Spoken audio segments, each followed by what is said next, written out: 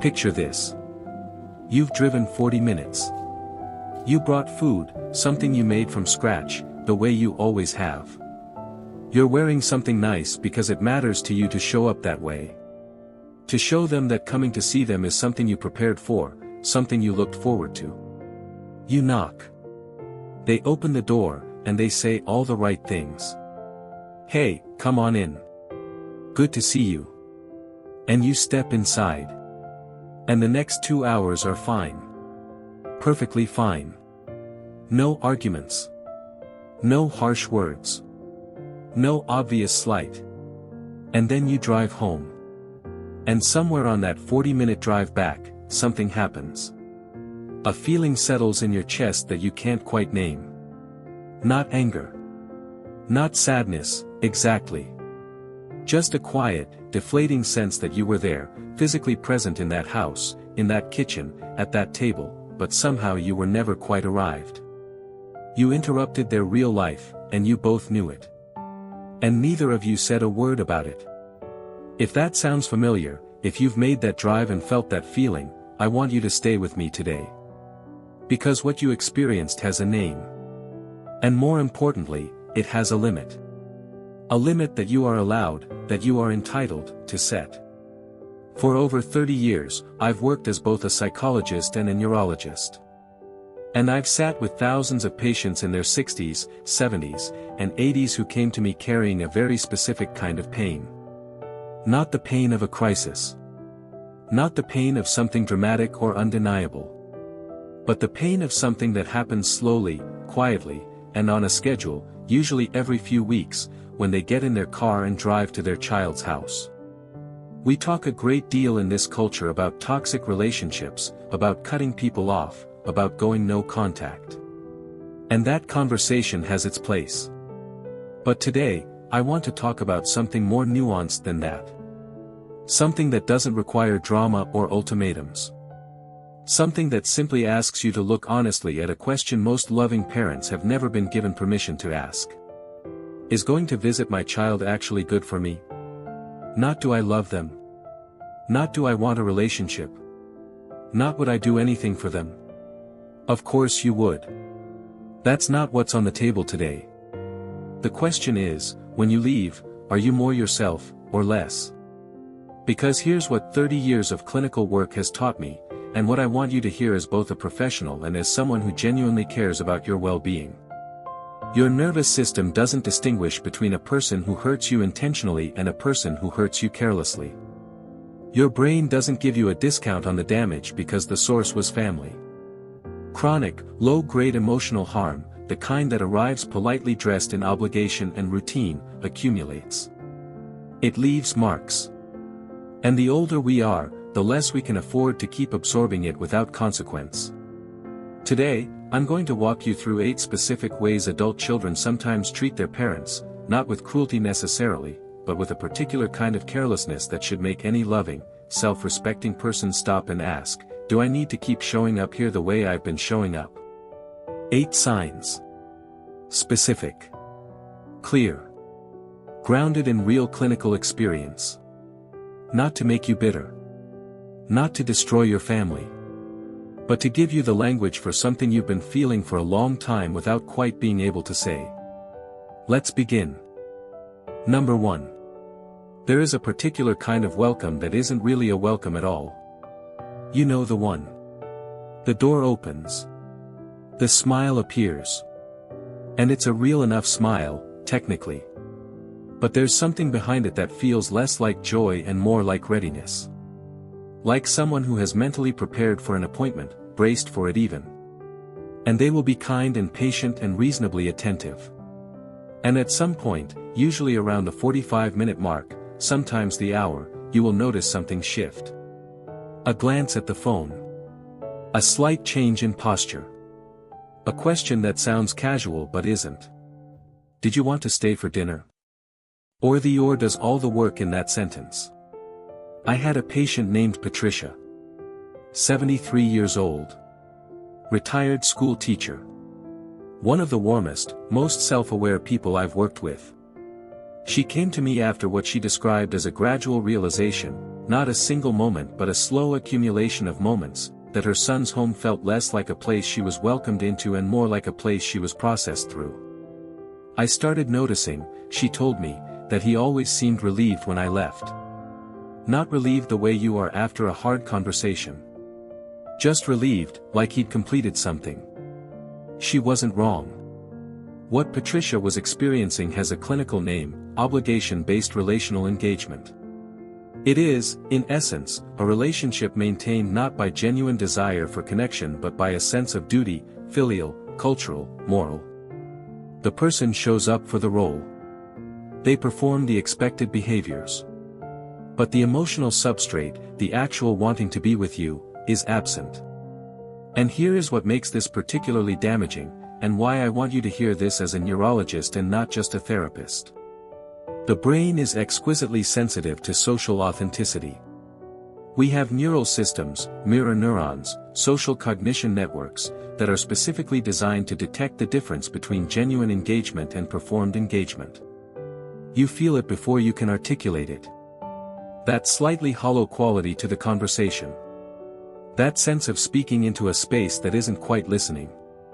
That feeling on the drive home that you were there but never quite present in any way that mattered to the other person.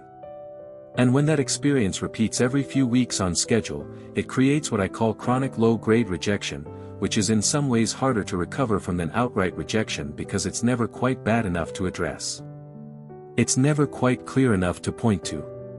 It just slowly, quietly erodes your sense of being wanted in the world. Patricia eventually had a conversation with her son, not accusatory, just honest. She told him she'd started to feel like a recurring obligation rather than a welcome presence. His response was defensive at first, then uncomfortable, then eventually honest. He admitted that visits had begun to feel like something to manage around his family's schedule rather than something to look forward to. That conversation was hard. But it was real. And it was the beginning of something different between them. Here is the boundary I want you to consider. Stop scheduling visits on their terms exclusively. If every visit is arranged around their convenience, their calendar, their capacity, if there is never any reciprocal reaching towards you, that is information. Respond to it. You don't have to announce anything. You simply become less automatically available. And you pay attention to what happens next. Because love, real love, notices when something it values goes quiet. Number 2.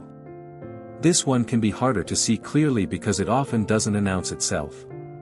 It simply surrounds you quietly, without malice.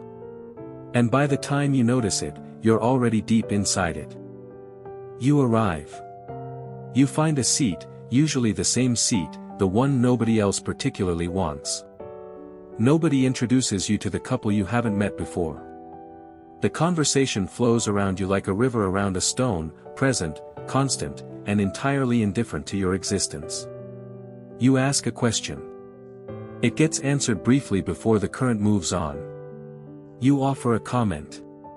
It lands in the air for a moment and then dissolves without acknowledgement.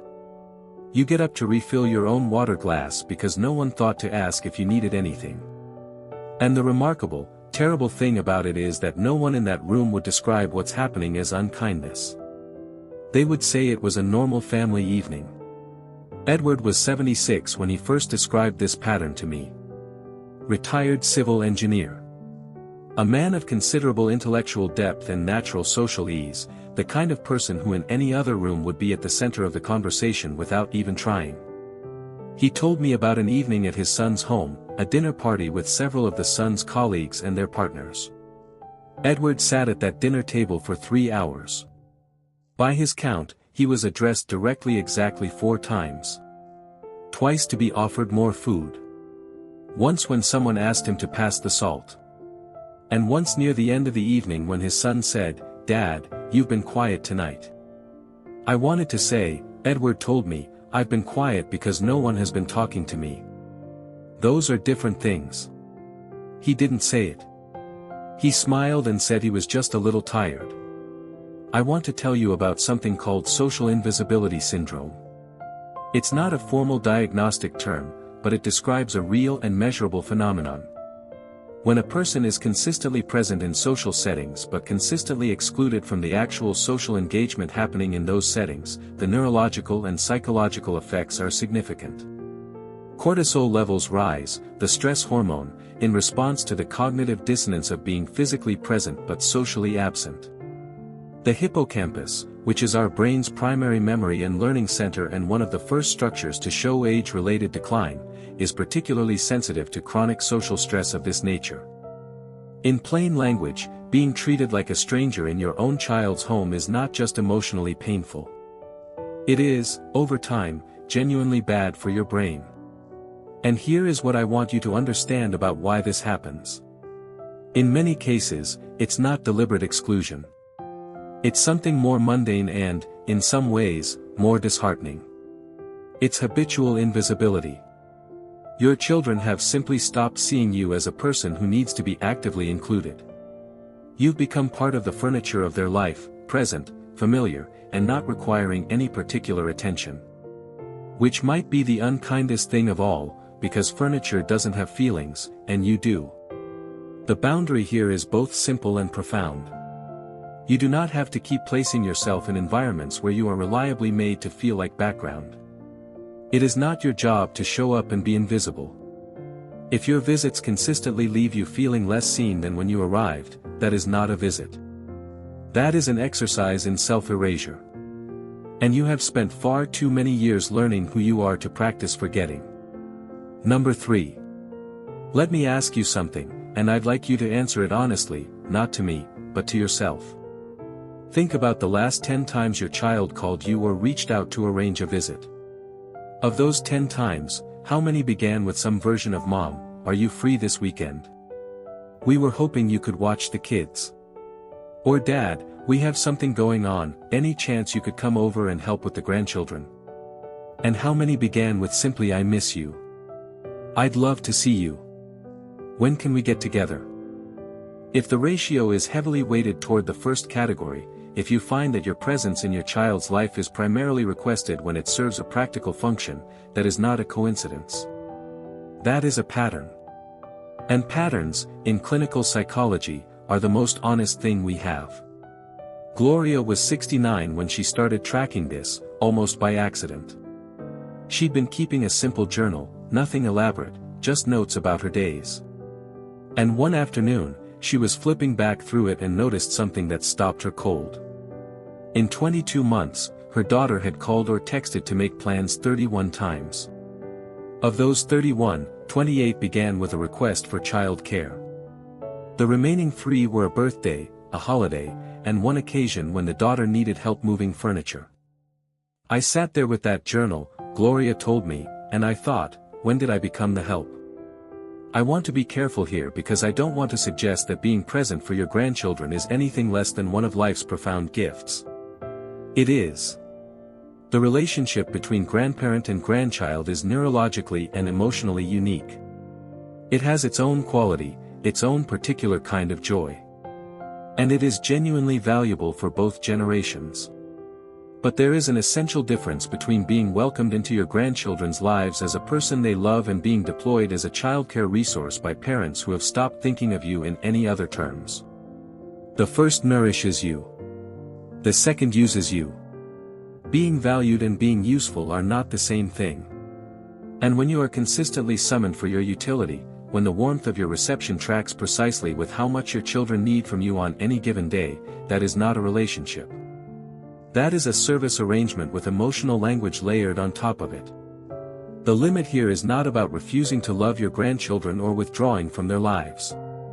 It is about requiring that your presence be invited for its own sake, not only for its convenience. Try this. The next time you're asked to come over specifically to provide childcare, say yes to seeing the grandchildren and ask, genuinely, when you might come for a visit that's simply about being together as a family. Pay attention to the response. A child who values you will make that happen. A child who has categorized you as a resource will find reasons why that's harder to arrange. The answer will tell you everything you need to know. Number 4. Harold was 78 years old. He had spent 40 years as a structural engineer. He had read voraciously his entire life, history, philosophy, science, literature.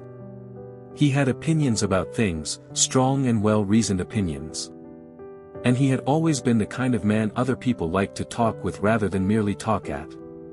By the time he came to see me, he had stopped sharing his opinions at family gatherings. Not because he'd lost them, but because he'd learned, through repeated experience, that nobody was particularly interested in hearing them anymore. What his family was interested in, what every visit seemed to circle back to, what every phone call eventually arrived at, was his health. His medications. His last doctor's appointment. His plans for the future when he couldn't manage on his own anymore. His contingency arrangements. I came home from my son's house one Sunday evening, Harold told me, and I realized I hadn't talked about a single thing I actually cared about. It was 2 hours of "Are you sleeping well? Are you eating enough?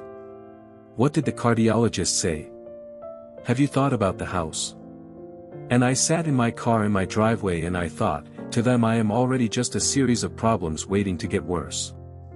This is one of the most insidious forms of inadvertent disrespect that adult children visit upon aging parents. And I want to explain why, from a neurological standpoint, because it matters more than most people realize. When a person is consistently engaged with primarily as a collection of health concerns and logistical challenges, when the conversations directed at them are almost entirely about their deficits rather than their personhood, the brain begins to reorganize itself around that identity. This is not metaphor. This is neuroscience. Our sense of self is, in part, socially constructed and socially maintained. The way others engage with us shapes, over time, the way we engage with ourselves. When your children treat you as a problem to be managed, they are slowly, invisibly, with the best of intentions, teaching you to see yourself that way too. And older adults who begin to define themselves primarily through their health challenges and their limitations show measurably faster cognitive decline than those who continue to be engaged as full, complex, intellectually active people. You are not a medical file. You are not a logistical challenge. You are not the sum of your most recent blood work. You are a person with a history and a perspective and interests and knowledge that took a lifetime to accumulate. And any visit to your child's home that consistently fails to acknowledge that consistently reduces you to your age and your health and your future care needs, is a visit that is quite literally not good for you. The limit. You are allowed to redirect conversations that reduce you, calmly, without drama. I know you're concerned about my health, and I appreciate it. But tonight, I'd rather just talk. Tell me what you've been thinking about. Let me tell you what I've been reading. Give them the chance to meet you where you actually are. If they can't do it, if every visit returns inevitably to the management agenda, that is information you deserve to have. Number 5. Ruth was 71 when she started doing something quietly remarkable. She began counting, not in an angry way. She wasn't building a case against her children. She was just curious, in the way that someone who has spent a lifetime being observant stays observant. At family dinners, at holiday gatherings, during regular visits, she started keeping mental count of how many consecutive sentences she was able to speak before the conversation moved away from her, back to her children, to the grandchildren, to whatever was currently happening in their world. The average she discovered was just under 3. 3 sentences before something redirected. Before someone else's story took over. Before the topic shifted to one of them, or to something that had nothing to do with what she'd been saying. I'm not a bitter person, she told me very clearly in our first session. I love my children. I love my grandchildren. I love being with them. But I've realized that being with them and being seen by them are 2 very different things. I can be in that room for 4 hours and come home without having been in a real conversation with anyone. What Ruth was experiencing is a relational dynamic I see frequently in families with aging parents, and it's worth naming precisely. One-directional engagement. It is a relationship in which one person consistently serves as the audience for another's life, listening, responding, showing interest, without that interest being genuinely reciprocated. The older person knows everything about their child's job, their relationships, their stresses, their plans. The child knows what, exactly, about their parent? What they've been thinking about lately. What book moved them recently? What memory surfaced last Tuesday and why it still matters. The painful irony is that the parent often enables this dynamic out of love, out of genuine interest in their children's lives, out of not wanting to seem self-focused, out of a lifetime habit of putting others first. And so they keep listening, keep asking, keep showing up as the most attentive audience their child has ever had. And their children, comfortable in the warmth of that attention, stop thinking to direct any of it back. From a psychological standpoint, consistently occupying the role of audience rather than participant in your own family's social life has cumulative effects on self-worth and sense of belonging. We are not designed to give without receiving. Reciprocity is not a luxury in human relationships, it is a basic requirement for relational health.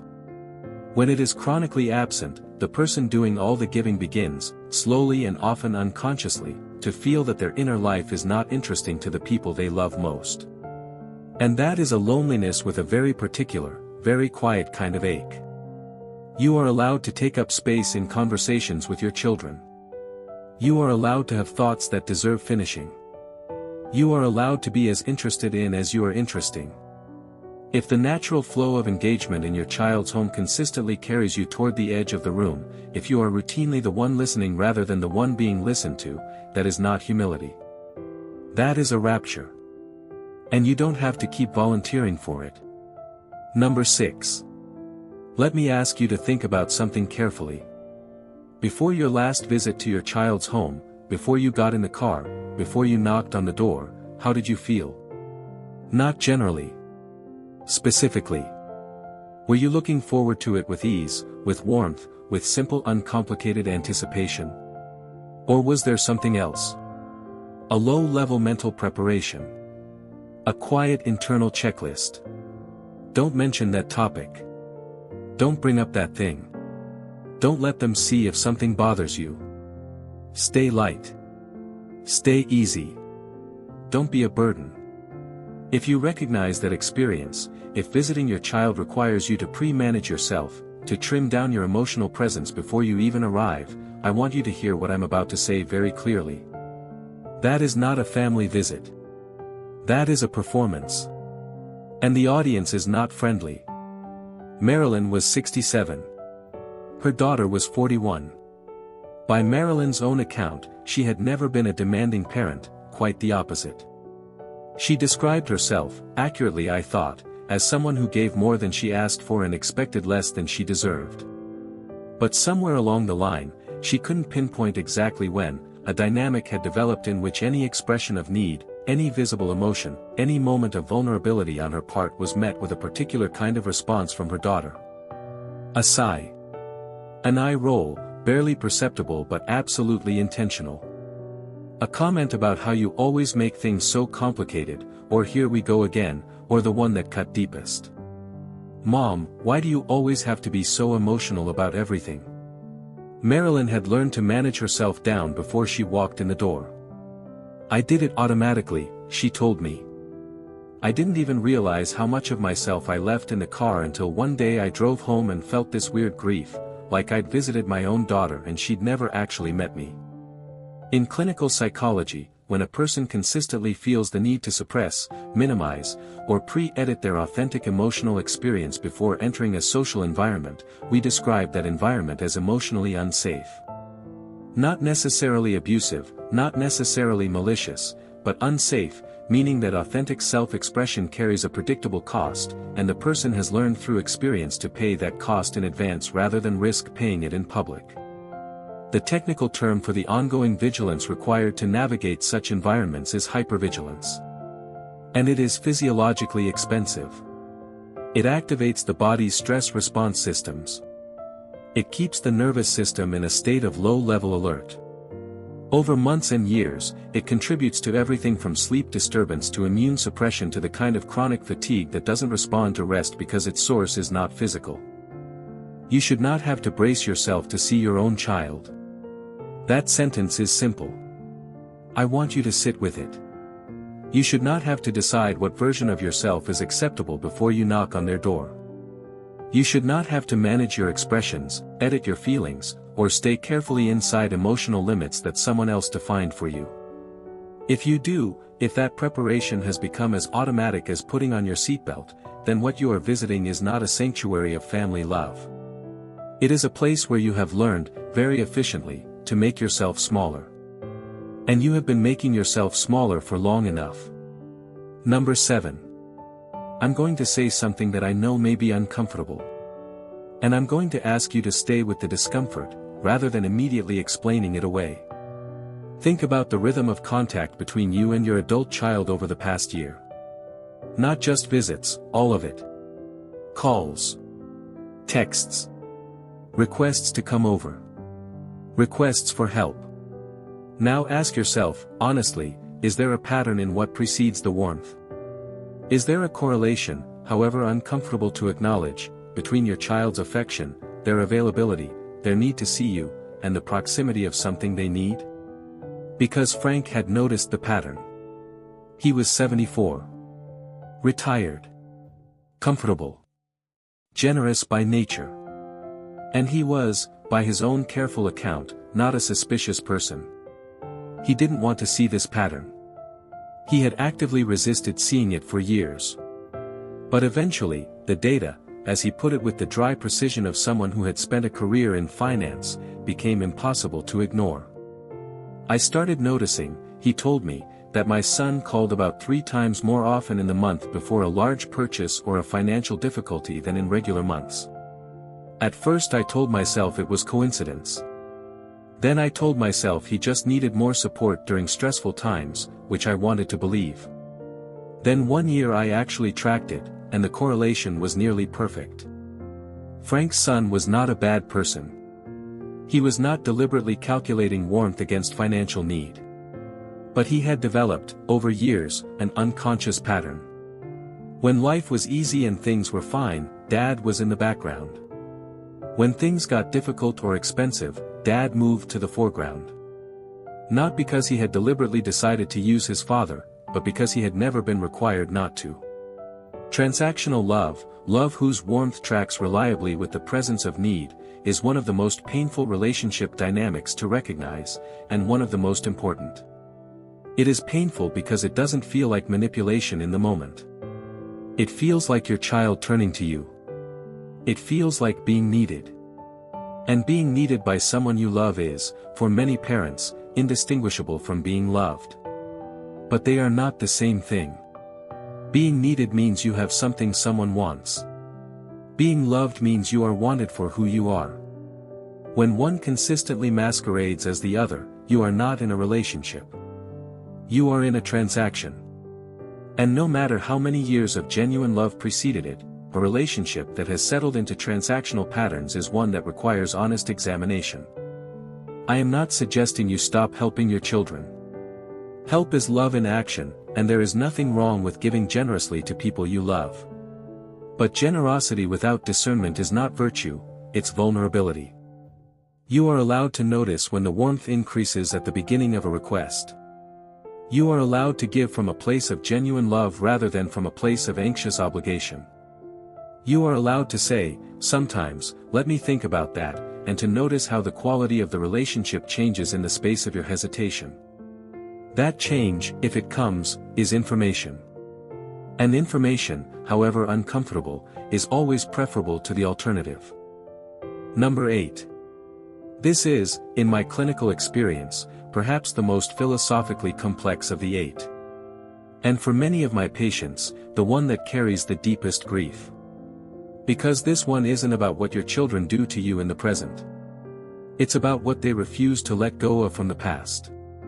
Dorothy was 72 when she described it to me. She was a woman who had done genuine work on herself, the kind of sustained, honest self-examination that not everyone is willing to do. She had been in therapy. She had acknowledged the ways her parenting had fallen short in her children's early years. She had apologized, not in the deflective self-protective way that apologies can sometimes function, but genuinely, specifically, with accountability. She had changed. The woman sitting across from me was, in meaningful ways, not the woman who had raised her children. And yet, when I'm with my daughter, Dorothy told me, I am never this woman. I am always the one from 1994. Whatever I say, whatever I do, it gets filtered through who I was 30 years ago. I can be warm and she sees manipulation. I can set a boundary and she sees control. I can ask a question and she hears an accusation. It doesn't matter what I actually do, she's not responding to me. She's responding to someone who left the room decades ago. What Dorothy was experiencing has a name in relational psychology. Identity freezing. It occurs when one person in a relationship refuses, consciously or unconsciously, to update their internal model of the other person. They have formed a fixed image, usually during a formative period of hurt or conflict, and they interact with that image rather than with the actual, evolving human being in front of them. For adult children who carry unresolved wounds from their upbringing, this is extremely common. And I want to be clear. Those wounds may be real. The pain may be legitimate.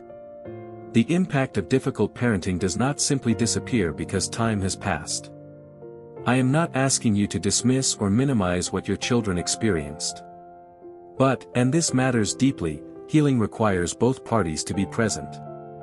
It requires the child to be willing, eventually, to see the parent who is here now, not only the parent who was there then.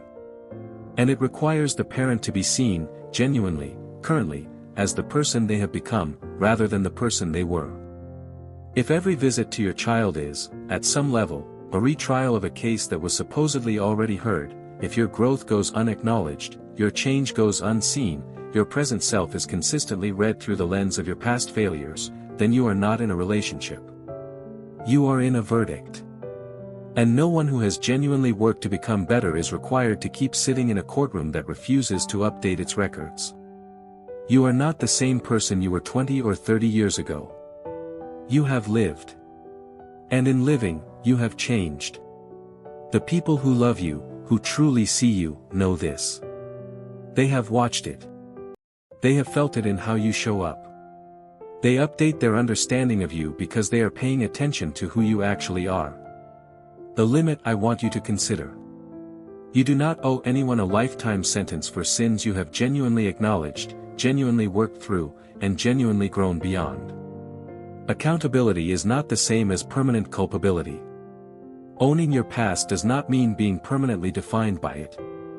And if your children are only willing to have a relationship with the version of you that hurt them, if they have no interest in the version of you that survived that hurt and became something different, then what they are offering you is not a relationship at all. It is a role. And you are allowed to decline it. We've talked about 8 things today. 8 specific, recognizable patterns. Let me name them one more time, simply and clearly. Number 1. When your children treat you as an obligation to be managed. Number 2. When they make you feel like a stranger in their house. Number 3. When they summon you as a babysitter on call, but rarely simply as a person they want to be with. Number 4. When they reduce you to a problem to be handled, rather than a human being to be known. Number 5. When they keep you as their captive audience, without ever turning that attention in your direction. Number 6. When they treat your emotions as inconvenient drama that must be suppressed before you walk in the door. Number 7.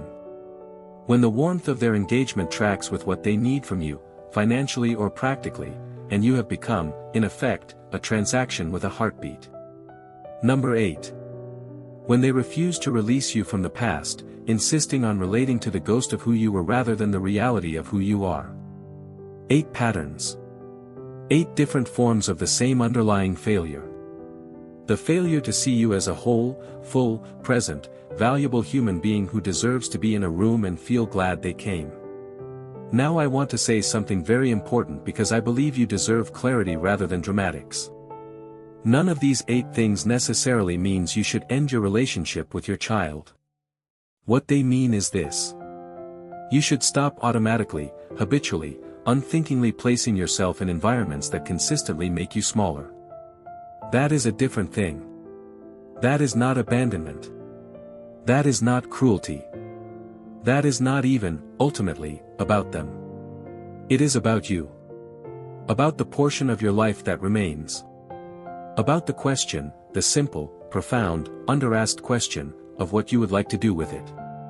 Because here is what I have learned in 30 years of sitting with people in the later chapters of their lives.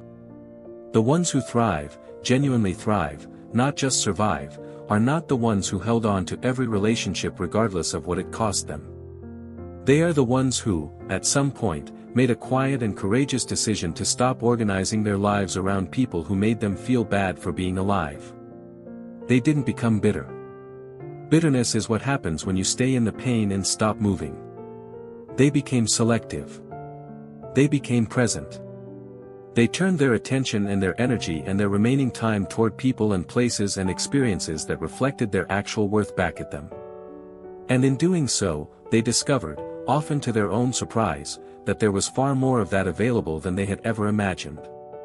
So let me leave you with the question I come back to with every patient I've ever worked with who found themselves in this place.